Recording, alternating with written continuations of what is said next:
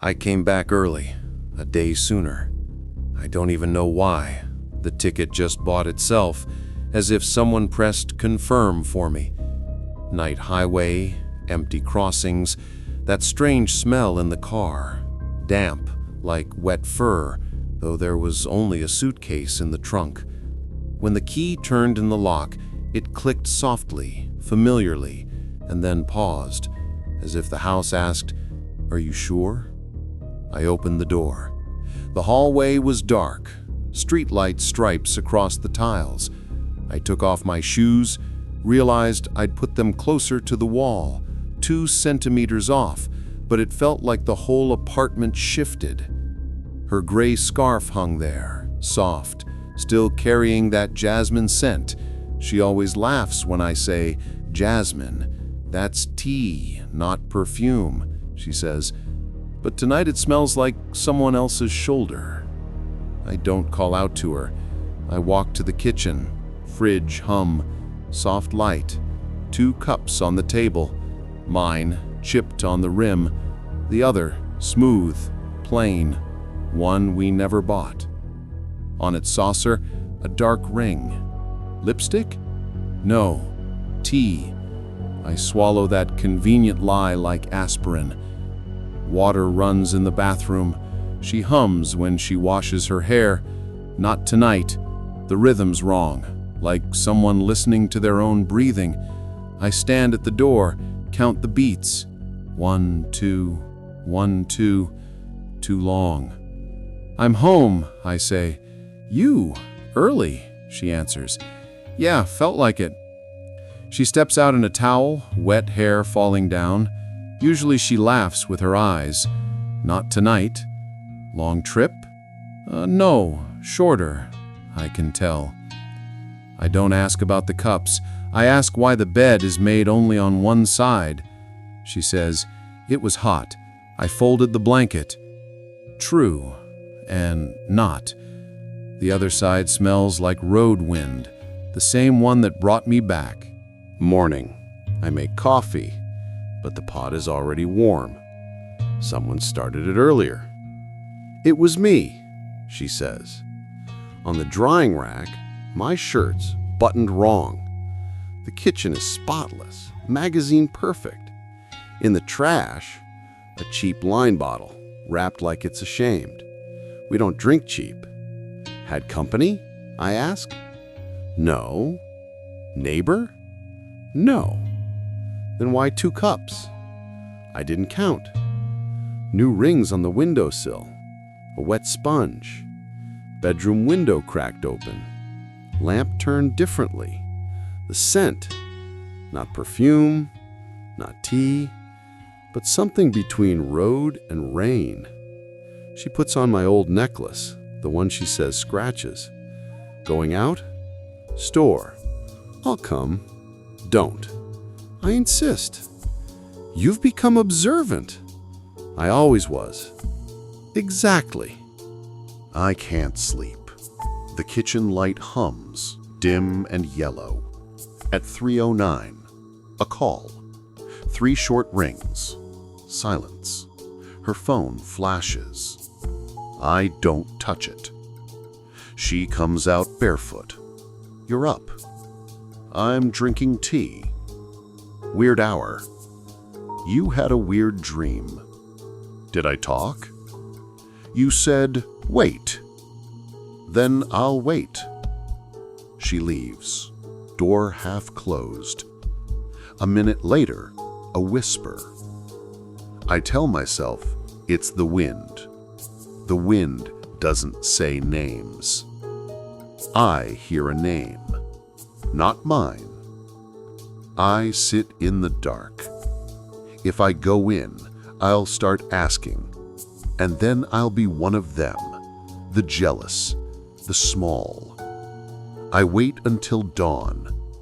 Morning smells like bread, the pillow like jasmine, and someone else's shoulder. Morning.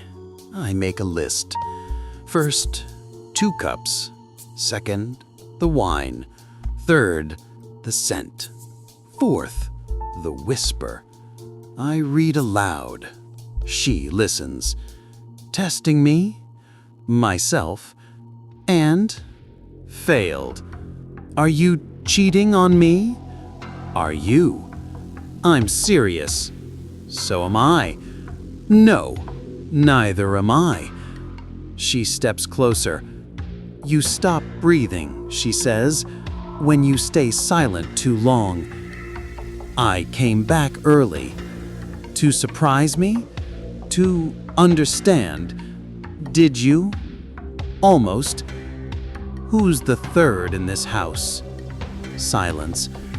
You're jealous of it. So it's me. It's us. We became the third. Sometimes betrayal isn't flesh.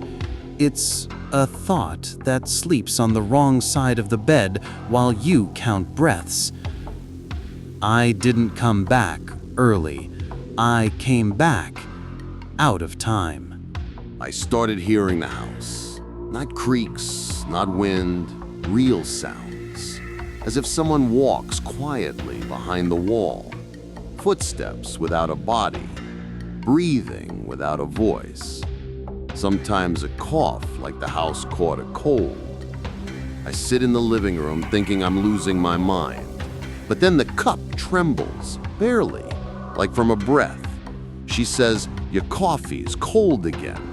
I stay silent. Steam rises and fades into the ceiling. Do you hear it? Hear what? The walls. You're crazy. Maybe, but they're breathing. I touch the wall. It's warm like skin. Stop it, she says. I pull my hand away. The house exhales. If you stay quiet long enough, the house starts talking. And it does, just not in words. On the shelf, an old photo. We're smiling. I wear a white shirt. She's in a dress that no longer exists. I pick up the frame, fingerprints on the glass, not mine.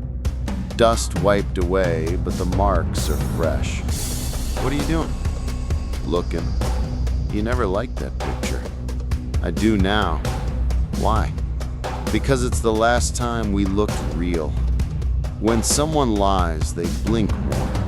She doesn't blink at all. I put the photo back. Next to it, an empty frame. What was here before? I don't remember. Who took it out? Maybe you. I'd remember. Then no one? Lies don't smell like words. They smell like air stuck in your throat. I can smell it now. The phone rings at 2:14. Number hidden. I answer, breathing like distant waves. Hello? No reply. Just a sigh. Who is this? Click. Silence. She comes out. Who called? I don't know. You're doing it again. Doing what? Making things up. I wish I were. She takes the phone, checks it, gives it back. It's just a number. Not just. She leaves. I check the call log. Empty. I set an old tape recorder to record overnight. In the morning, I play it. Rustle. Breath. Her voice. Wait. The reflection speaks first. I stand before the mirror. Water drips. I look at myself. Eyes that don't belong to me. Behind her silhouette.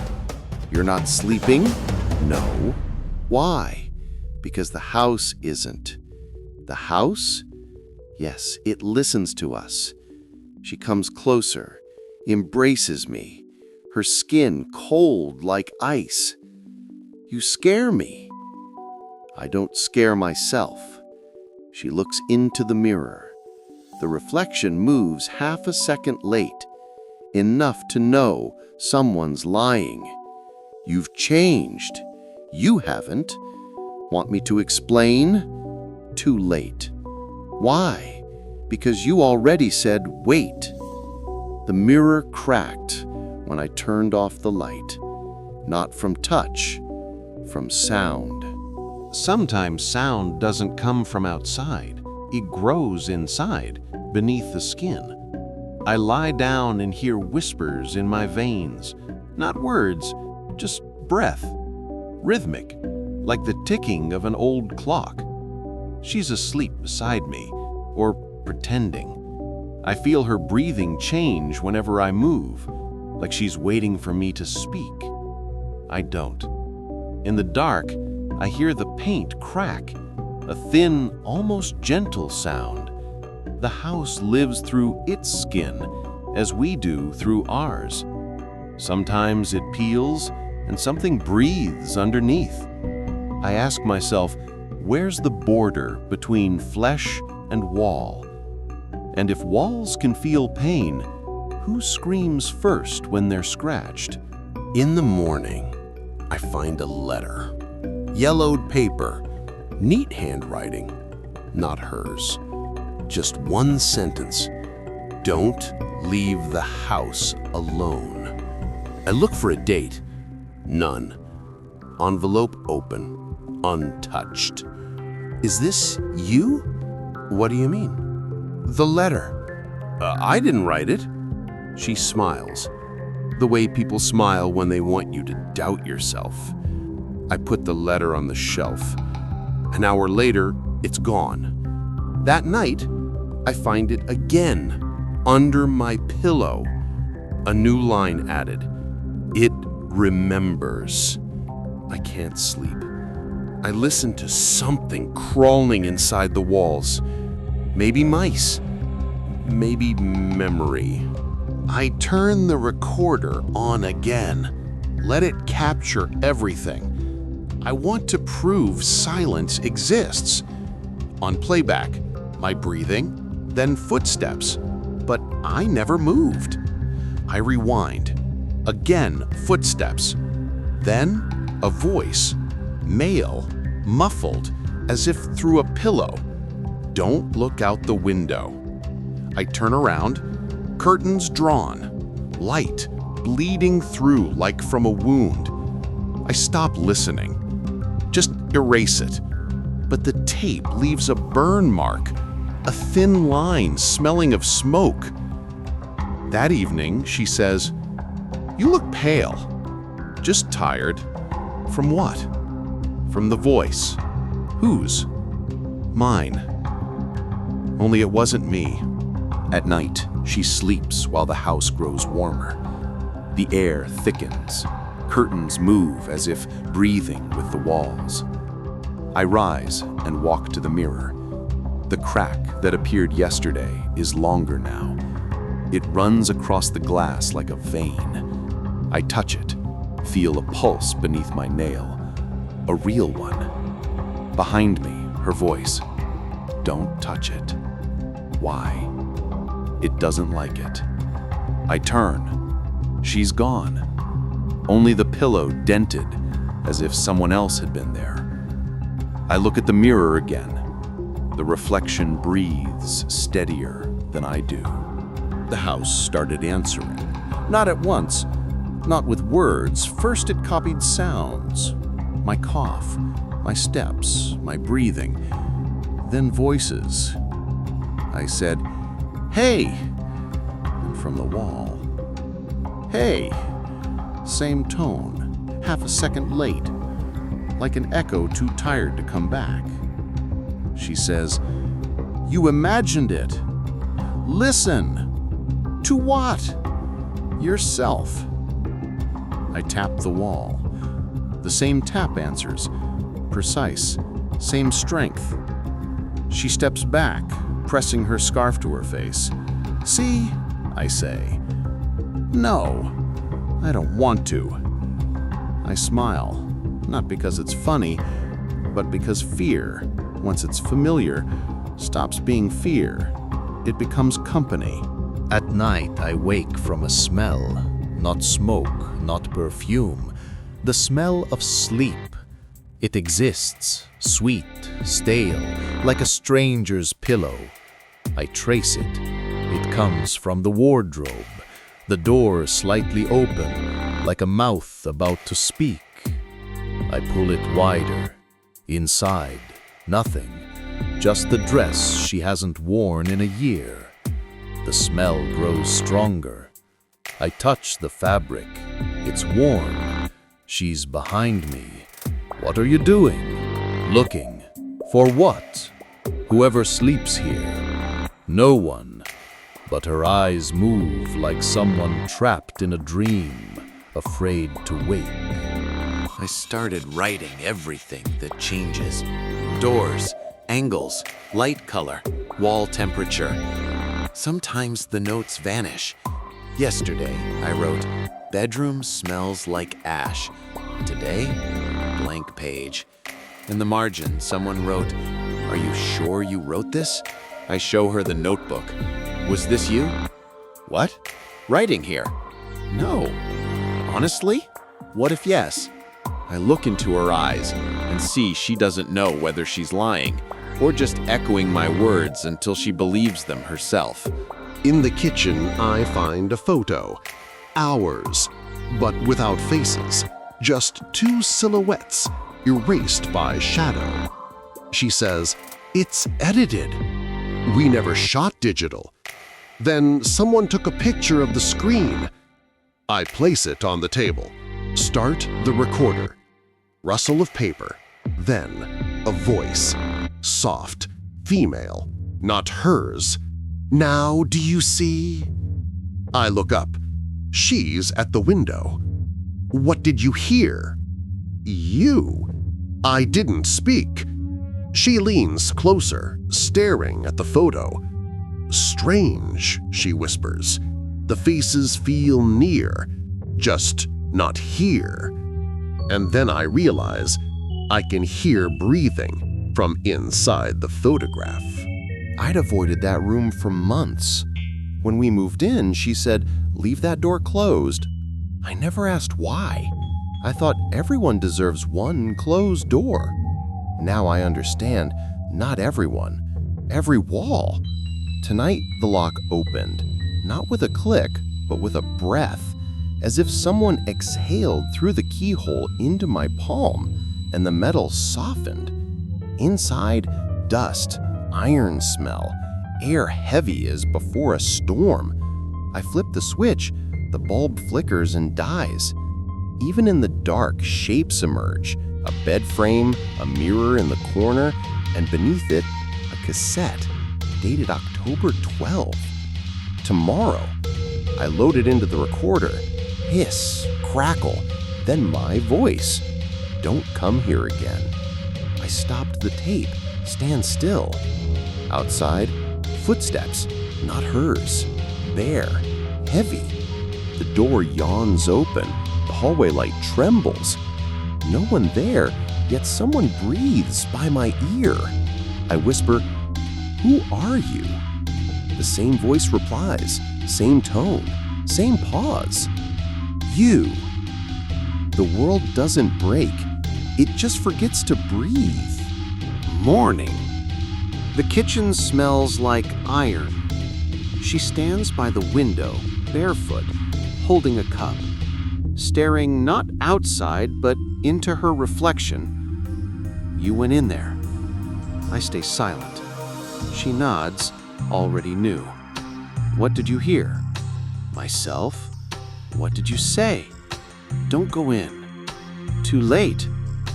She sets the cup down, steps closer. Her hair smells of dust.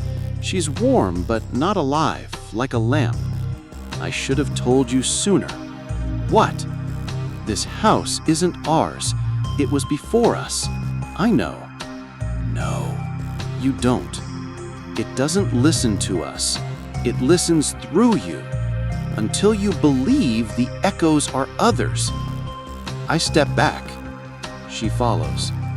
"Sometimes," she whispers, "the house chooses a voice to remember, to survive." "Why me?" "Because you stayed silent the longest." She smiles softly, like goodbye, then leaves. The front door closes. She never comes back. The day moves wrong. I walk the house, count rooms. There are more now. In the hallway, a mirror that wasn't there. I step closer. It doesn't reflect, it replays. I'm wearing something else, standing differently, saying, "She's gone. Don't call her." I step back. In the reflection, I stay silent. Then he, the other me, lifts his hand and knocks from inside. 3 times, even, precise. The sound runs through the walls. The floor breathes under my feet. The house fills with sound, not loud, but thick, liquid. Inside it, everything. Her laughter, my voice, the tape, the air, all at once, all alive. I understand. The house doesn't repeat, it preserves. And now it speaks with my voice. Night. I'm alone. Or almost. The walls breathe evenly. The floor trembles, like a heart beating in the basement. I go down. The bulb flickers, the air metallic and cold. There's a recorder down there, old, rusted, but still on, red light glowing. I hit play, footsteps, breathing, heartbeat. Then her voice. "Don't call me. I'm already here." I turn, empty. Only the wall, cracked all over, like skin scrubbed raw. I touch it, feel a pulse. I understand the house isn't outside, it's inside, in my blood, my breath. And if I leave, it'll stop breathing. I speak into the recorder. "If you're hearing this, don't come in." I set the tape down, start up the stairs. Halfway, I hear a click. The tape starts again. Only, it's not my voice. It's hers. Too late. The house already breathes with you. The red light glows in the corner. It doesn't flicker, it pulses. I wake not from sound, but from the house breathing wrong. The air is heavier now. Every breath feels like pulling dust instead of air. I walk to the kitchen. Everything in its place. Cups, table, chair. Only a paper on the table. My handwriting. "Don't look out the window." I turn my head. Outside, it's night, but in the reflection, someone stands behind me. I turn around. No one. In the reflection, he's still there, breathing. My face, different eyes. They don't blink. I ask, "Who are you?" He mouths the same words, silently. The red light steadies. From the corner, a soft crackle, like a tape rewinding. The day feels foreign. Everything's in place, but colors are warmer, too warm, as if lit from within. I hear whispering in the walls. It's not wind anymore, it's her. "Why did you leave?" I ask. The answer comes from behind the plaster, muffled like through fabric. "I never left." I press my palm to the wall. It moves under the paint like muscle. "Where are you?" "Inside. You let me in." The wood beneath my fingers grows warm. There's a pulse under the nail. I know if I pull away, the house will stop breathing. "Did you make the tape?" I whisper. "No, you did. I just helped you remember the words." I sit down. Everything breathes, and I feel peace. Fear is gone. Only silence remains, the kind that lives. I find all the tapes. Dozens. Some blank, some dated with days that never existed. One marked beginning, another end. I play one. Rain, footsteps, laughter, hers. Then my voice, weary, almost whispering. "Do you remember?" "Yes." "What?" how you came in. I stop it. Every tape is the same. They all begin and end with me. The last one, only breathing. Long, steady. At the end, if you're hearing this, don't press play again. I press it anyway. Hiss. Inhale. Then someone says my name. Not her voice. Not mine.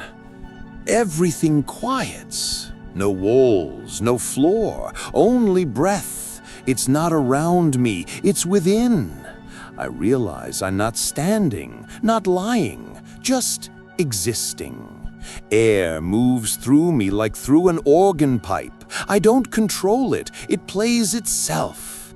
In front of me, light, not white, amber, warm, like autumn sunset. In it, shapes appear. The house, a tree, a window, just as before, only without us.